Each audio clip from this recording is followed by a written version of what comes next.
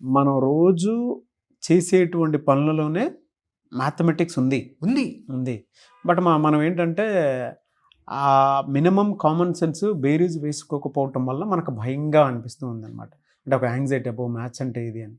ఇది ఎప్పుడైతే ఈ బేసిక్ సెన్స్‌ని అర్థం చేసుకోగలుగుతామో ఆటోమేటిక్‌గా మ్యాథ్స్‌ని కూడా ఆ పాయింట్‌లో నుంచి చూడటం ఇప్పుడు ఈజీ అనిపిస్తుంది. కనెక్టివిటీ చేసుకుంటూ నేర్పిస్తే మీకు నేర్పించేవాళ్ళు అలా ఎగ్జాంపుల్స్ తోటి కనెక్టివిటీ తోటి నేర్పిస్తే చాలా చాలా ఈజీగా ఉంటుంది. ఇక కాంపిటేటివ్ ఎగ్జామ్లో అన్ని ఎగ్జామ్స్లో వచ్చేది ఈ అర్థమెటిక్కే. చాలా కొన్ని ఎగ్జామ్స్లో మాత్రమే ప్యూర్ మ్యాథమెటిక్స్ వస్తాయి.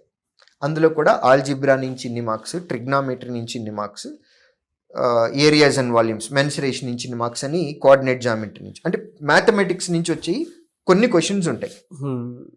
వాటిని కూడా కొంచెం ఇంట్రెస్టింగ్గా మనం నోట్స్ తయారు చేసుకుంటూ ఫస్ట్ సబ్జెక్ట్ మీద మనం నాలెడ్జ్ తెచ్చుకోవాలి. సో బేసిక్ నాలెడ్జ్ అనేది ఉంటే కనుక ఫౌండేషన్ అని అంటాం. ఆ ఫౌండేషన్ ఉంది అని అంటే ప్యూర్ మ్యాథ్స్ కూడా పెద్ద కష్టమేమి కాదండి. సో మనం కాంపిటేటివ్ ఎగ్జామ్లో వచ్చేటటువంటి అర్థమెటిక్ అవ్వచ్చు లేదా ప్యూర్ మ్యాథ్స్ అవ్వచ్చు, చాలా చాలా ఇంట్రెస్టింగ్గా నేర్చుకోవచ్చు, చాలా ఈజీగా కూడా.